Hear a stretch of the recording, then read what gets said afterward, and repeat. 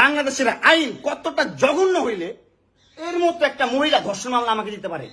50 বছরের একটা মহিলা আমাকে ধর্ষণ মামলা দিচ্ছে, তাকে কিভাবে ধর্ষণ হয়? তোকে কিভাবে ধর্ষণ হয়?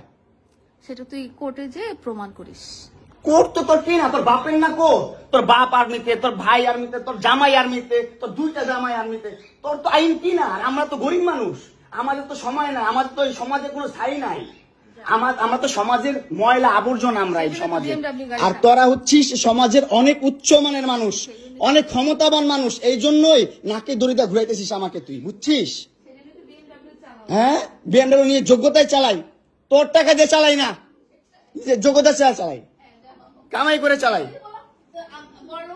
হ্যাঁ, বড় লোক হইতে পারবো না? কোথাও লেখা আছে গরিবরা বিএমডব্লিউ চাইতে পারবে না, গরিবরা বড় লোক হতে পারবে না? কোথাও লেখা আছে? হ্যাঁ, কোথাও লেখা আছে? নাহলে ওই মেয়েদের বাসায় যাও, নাহলে নরসিংদী যাও, যেখানে যাচ্ছিলে সেখানে যাও। তোমার কাপড় চোপড় নিবা? অবশ্যই নিব। দাও, ব্যাক করে দাও।